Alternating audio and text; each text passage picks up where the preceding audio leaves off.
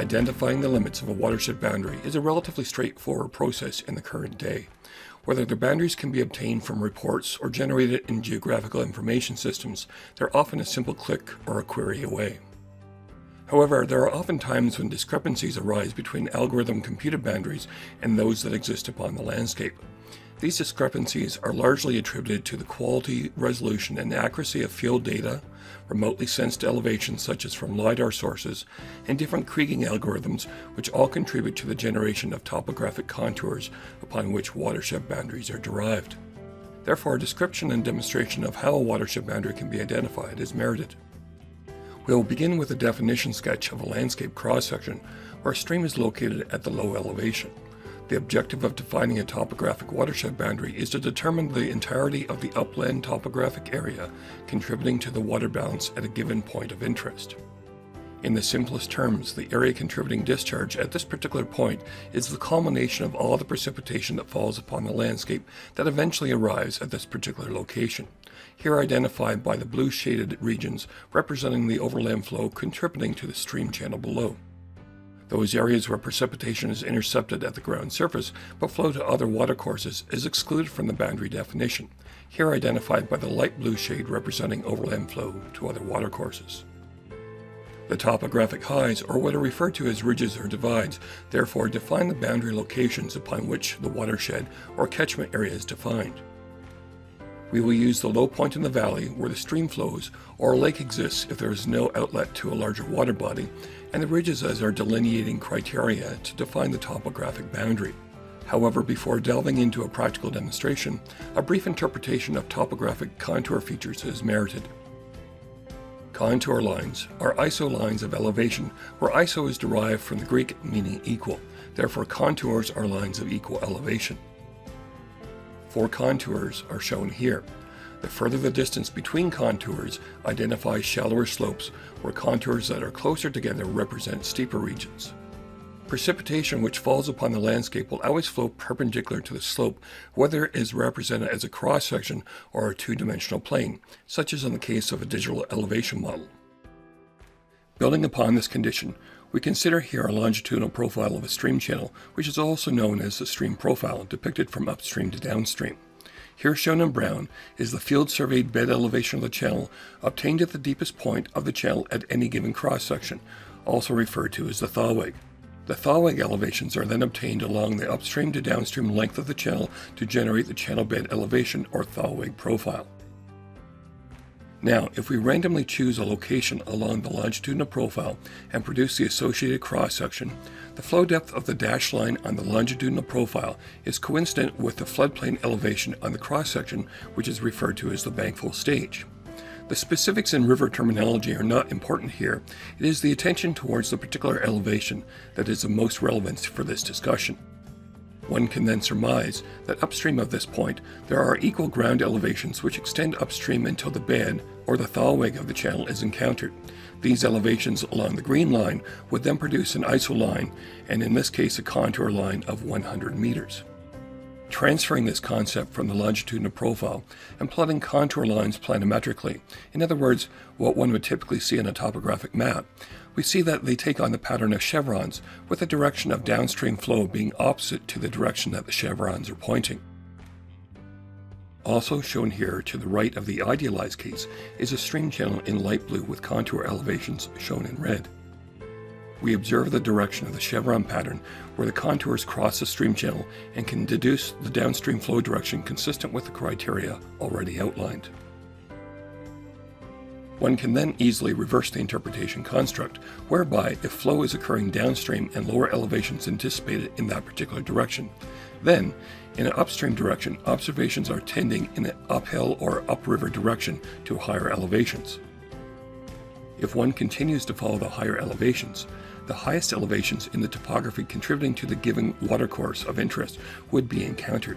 Where these highest elevations are encountered would be considered the watershed divides or ridges which delineate the topographic watershed boundary of interest.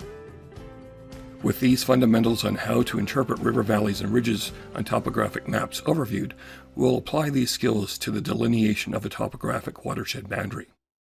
The watercourse chosen for this demonstration is Lizard Creek in southeastern British Columbia. This particular creek discharges into the Elk River immediately downstream of Highway 3, also referred to as the Crow's Nest Highway. The lower alignment of Lizard Creek can readily be seen on the aerial photo, which discharges into the Elk River.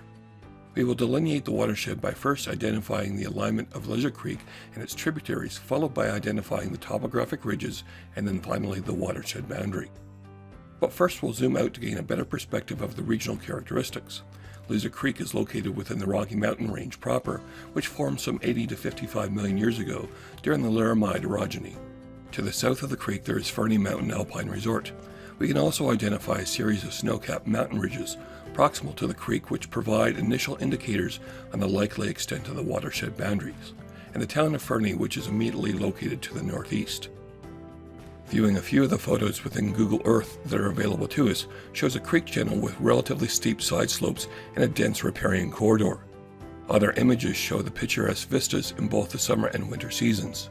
We can deduce from these images that the upper slope regions within the catchment area are likely steep mountain slopes with well-defined ridges.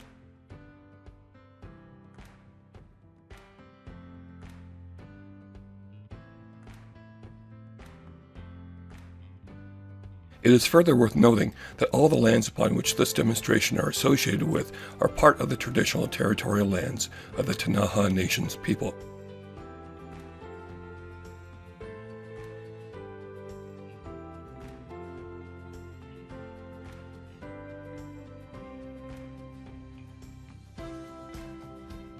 We will begin by digitizing the centerline alignment of Lizard Creek, starting at the confluence with the Elk River. As best as possible, we'll digitize the center of the creek as we follow the alignment upstream until such a point that we can no longer identify a stream channel from the aerial imagery.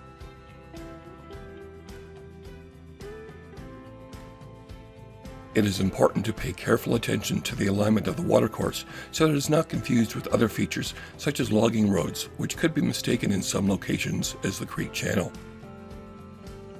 It is noted that there are more precise methods of determining the center line of the stream channel. By digitizing both the left and right banks of the channel, one can then identify a centerline alignment based upon the centroids of concentric circles generated along the length of the channel. More accurate centerlines can be produced and used for other purposes, such as a meander geometry analysis. However, for the purposes of the example here, the procedure shown is adequate and sufficient.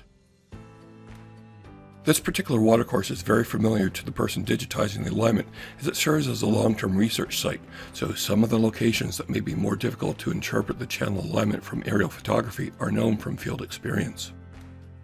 However, there are still some locations from the imagery where the exact alignment remains in question. In these instances, it is always a good idea to zoom in to gain a better idea of the river features, and often to zoom out to get a larger scale perspective of the overall alignment of the channel to identify the proper alignment. There may still be cases where the alignment remains uncertain, so digitizing the alignment that best coincides with observed locations, both upstream and downstream, is acceptable. Then, these locations are identified for future field verification if necessary.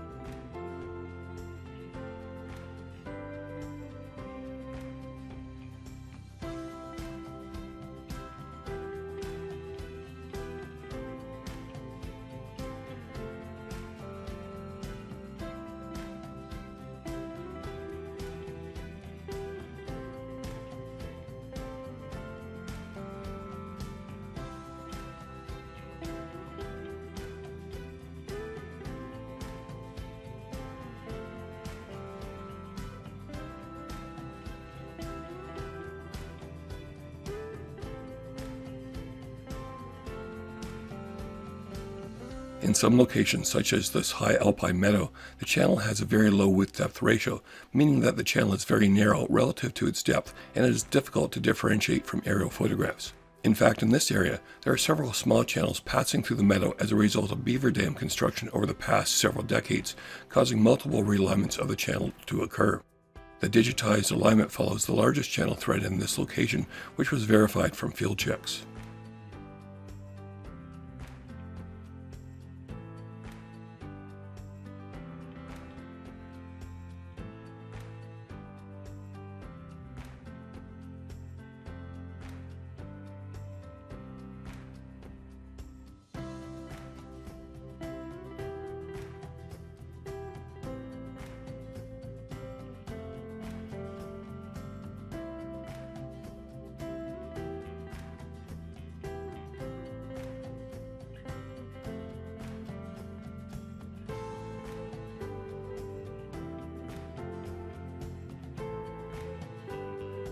If there are suspected errors in the digitized alignment, these locations are noted for later verification. For the purposes of this exercise, minor deviations in the channel alignment will have negligible impacts upon the current interpretation, although if used for other purposes, revisions may be merited.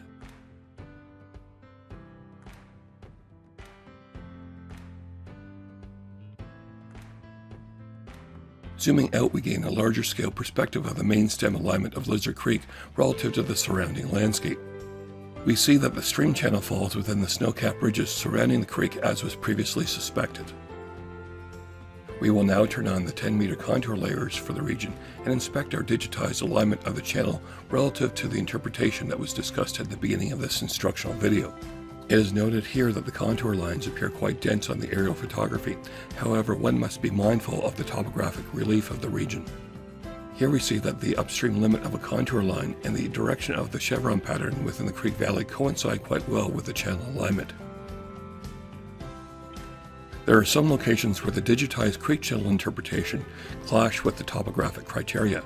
There are commonly 4 reasons for the discrepancy, which are errors in the kriging process and/or the larger elevation intervals, which both result in misrepresentation of the true elevations.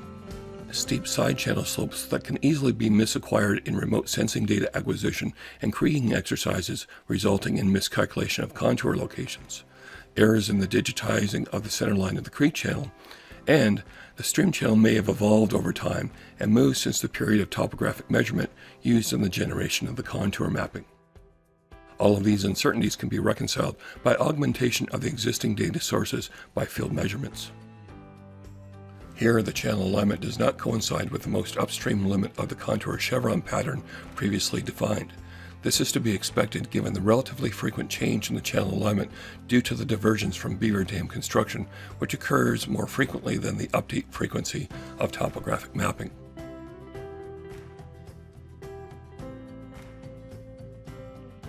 One may have continued the channel further upstream and to the north into the next chute at this location. However, there was no evidence of a perennial stream channel in this area. To further aid in our interpretation of the watershed boundary, we'll also digitize all of the contributing tributaries to Lizard Creek, here beginning with Island Lake and the tributary that flows down to the main channel stem. This procedure will be conducted in a similar fashion to the main stem, but stored as a different polyline which can be used later in the interpretation.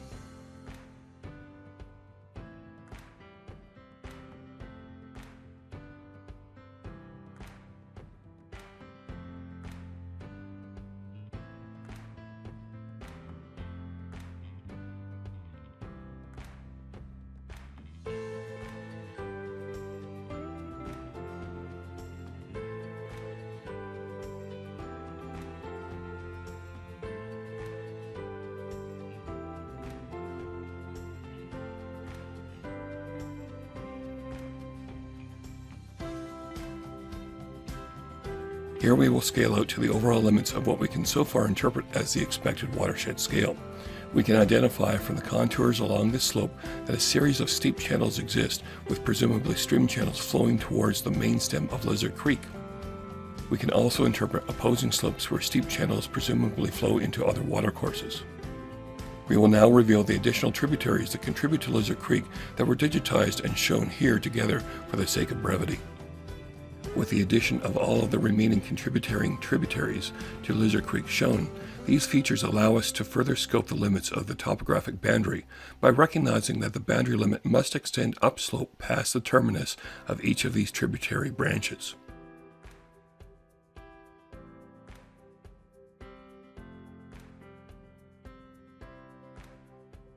We also observe the patterns of other watercourses flowing away from Lizard Creek.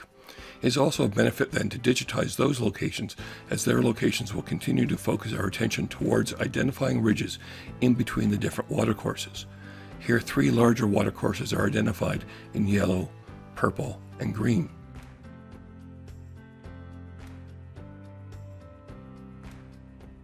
This takes care of identifying larger watercourses contributing to different catchment areas.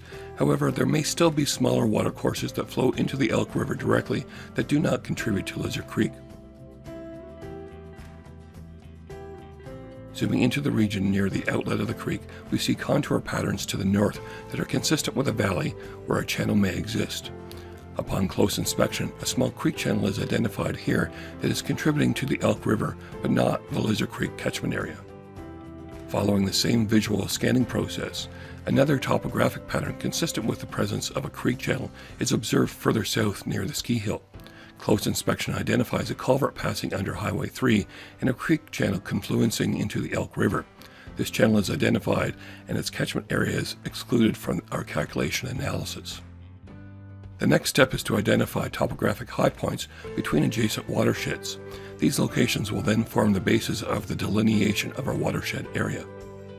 One additional technique is identified here that will aid in the contour map interpretation. As outlined previously, the chevron pattern in a river valley depict contours pointing upstream in the direction of higher elevations. The opposite is true to identify ridges, whereby chevron patterns point downslope where ridges or high points exist.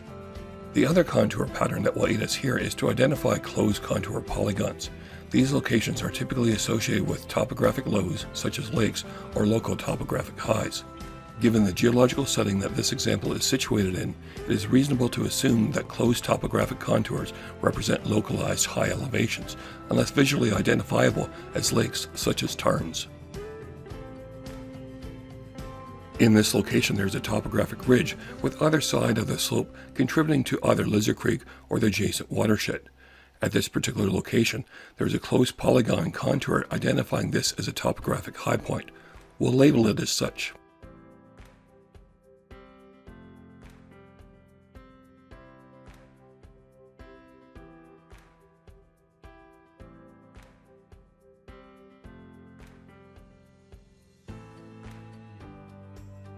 We see here even another watercourse that is directly flowing out to the Elk River. We will follow this ridge further upslope between the adjacent watercourses.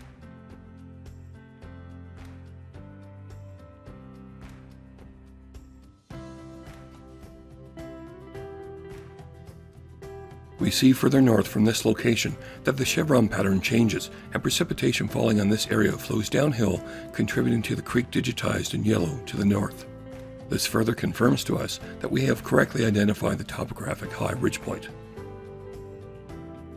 Now following along the ridge, we see contour patterns here consistent with water flowing downhill into Lizard Creek to the south of the ridge. Following along the ridge, we begin to identify closed contour polygons, which are consistent with topographic highs, and label them accordingly.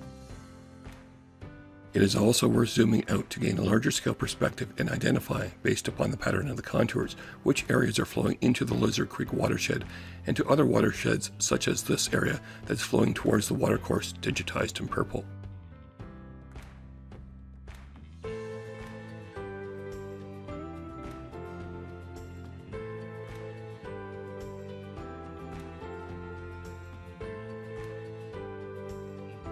Again, scanning for high points of closed contour polygons, we continue to delineate the limits of the watershed.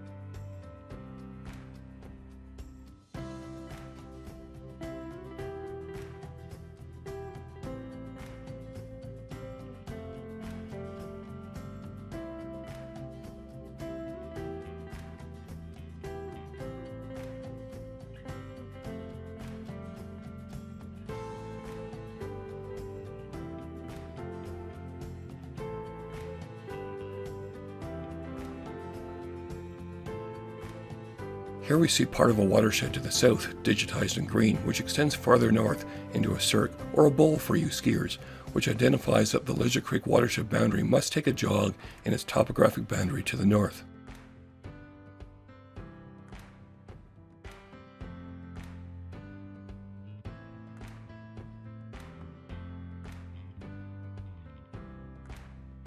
Here, examining the contour patterns within the cirques show more semicircular chevron patterns which still point uphill, providing guidance in the location of the topographic highs.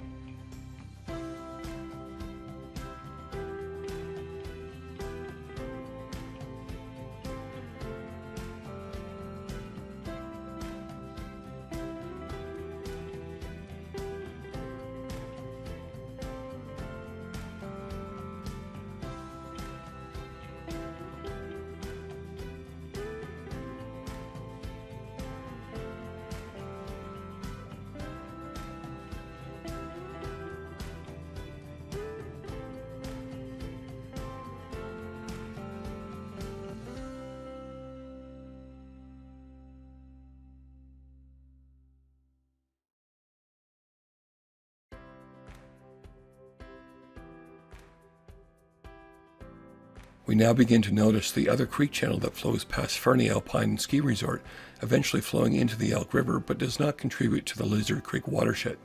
This means that the topographic high dividing the two catchment areas is somewhere in between the digitized channel alignments. The area will be further examined to identify topographic high points and ridges within this region. Here's the topographic ridge that separates the two catchment areas.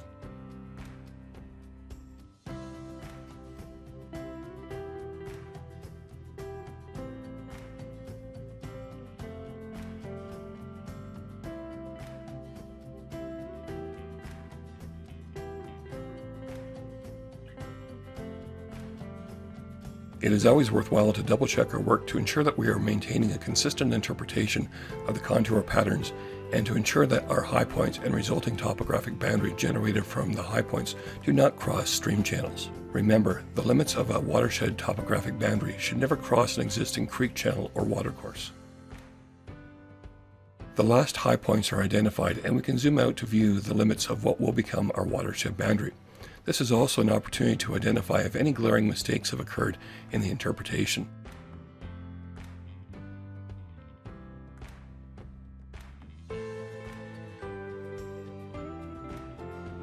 We will begin to delineate the watershed boundary nearer to the mouth of the channel, where adjacent creek channels flow directly into the Elk River. These locations require slightly more interpretation than along the high ridge, which is readily apparent. Here we will begin by highlighting the alignment of the ridge that separates the adjacent watercourses.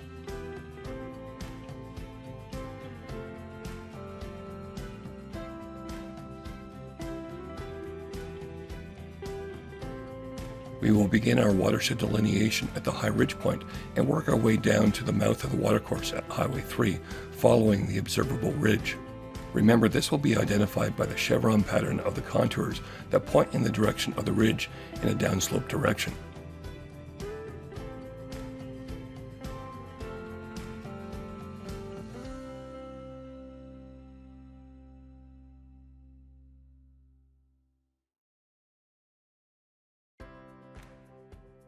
Here there is a bit of interpretation along the highway as to exactly where the watershed divide is. Still recalling that water will flow perpendicular to parallel contour lines, the watershed boundary definition follows the contours down to the highway. Zooming out, we also see where the ridge is that divides Lizard Creek from the watercourse to the south, and we then continue digitizing along the road until we intersect the location anticipated from that particular ridge intersecting at the roadway.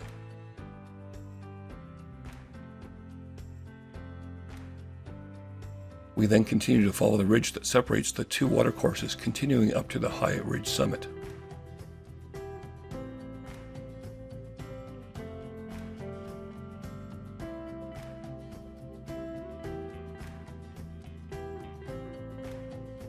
We will then follow the high ridge all the way around the rest of the basin, connecting the previously defined high point locations together.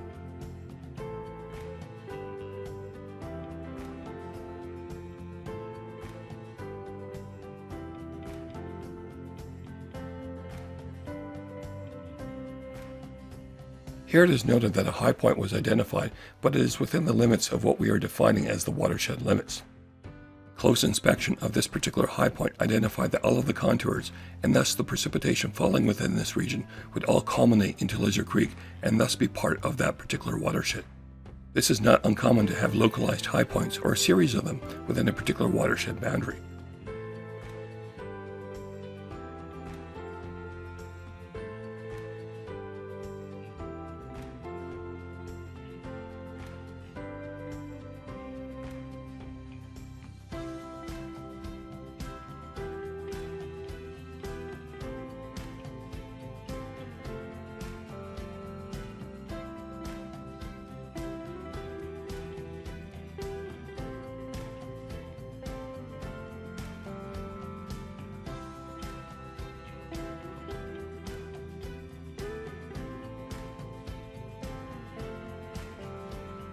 Now that we've completed delineating the Lizard Creek watershed boundary, we'll zoom out, remove the contour layers, adjacent watershed creek networks, and high point positions to more clearly view the resulting watershed boundary definition.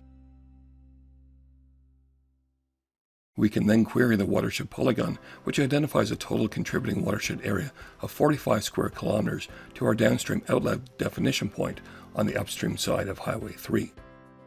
We can also view the longitudinal profile of the main stem of Lizard Creek for interest.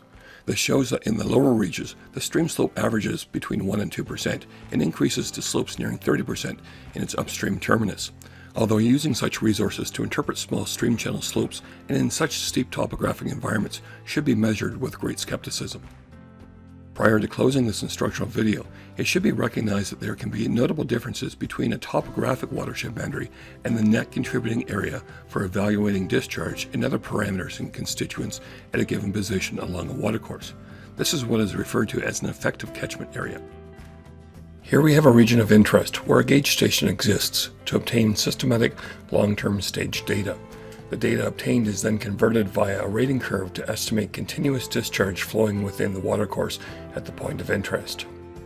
From this position, we wish to evaluate the contributing precipitation interception limits to evaluate basin level parameters in a water balance study. Analogous to the procedure that we just completed on Lizard Creek, we can here delineate the topographic boundary from elevation data in the form of a contour map, here determined from a digital elevation model. The polygon highlighted in green identifies the limits of the topographic watershed boundary contributing to the creek at our gauge station point of interest. You may have noticed in this particular area of the watershed, there's an absence of any stream network features. Upon closer inspection of the aerial photography for the region, the rectilinear pattern of the landscape is coincident with residential and commercial land use. As a result, these land use assemblages are drained via storm and combined sewer systems to the receiving water bodies. Where the absence of streams occur is coincident with older planning and management objectives where watercourses were commonly interned into sewers. The flow directions within each of the storm sewer and combined sewer pipe network sections can be computed to identify the collective contribution of flows contributing to the creek network of interest. The red polygon identifies the limits of the contributing flow area from these pathways. However, when this area is superimposed upon the topographic boundary limits, the two contributing areas do not coincide. This can often be the case in urban watersheds where, as land development occurs and storm sewer systems replace surface water drainage networks in many locations, the net area where precipitation is intercepted upon the landscape can often be either increased or decreased in many cases, resulting from storm sewers routing flows to different watersheds. In general, an overall change in flow regime caused by changes in the contributing flow area to a region, compounded with hydrological responses associated with land use change, can frequently lead to unanticipated changes in flooding, channel erosion, sedimentation, water quality degradation, and base flow. Here, for example, the area highlighted in red was once part of the contributing topographic area to the creek being studied. However, since the period of land use change, flow from this region is now diverted to other watercourses. Conversely, the areas highlighted here in dark green had historically contributed to other watercourses and thus watersheds, but now contribute to the watershed being examined. although in this example, the contributing land area that was deducted in flow within the watercourse of interest to the point of observation is very similar to the area added via storm sewers that was not previously part of the contributing watershed area, meaning that the areas come close to canceling each other out. This is not always the case. There are many instances in smaller watercourses, commonly less than 100 square kilometers, that either net increases or decreases of the contributing flow areas can vary upwards of 25%, which can significantly affect water resources and the melodic environments that are supported within them.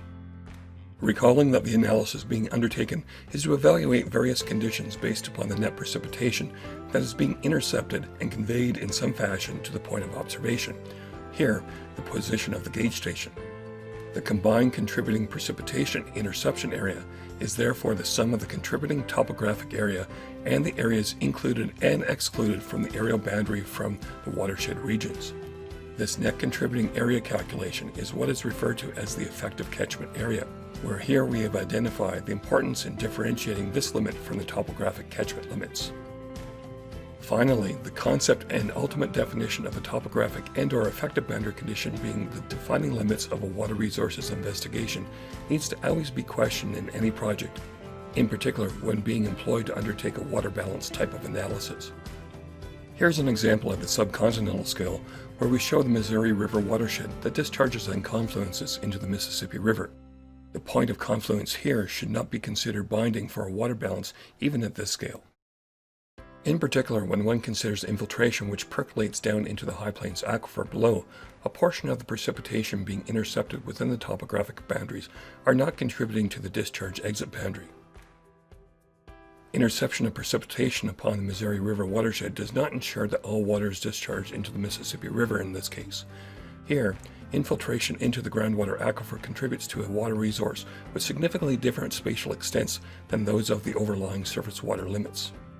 This is even true when one scales out to the spatial extents of the entire Mississippi River watershed. These are but some of the additional considerations when defining and evaluating limits of contributing flow areas to a position of interest within a watershed investigation. Thanks for coming to the field with us.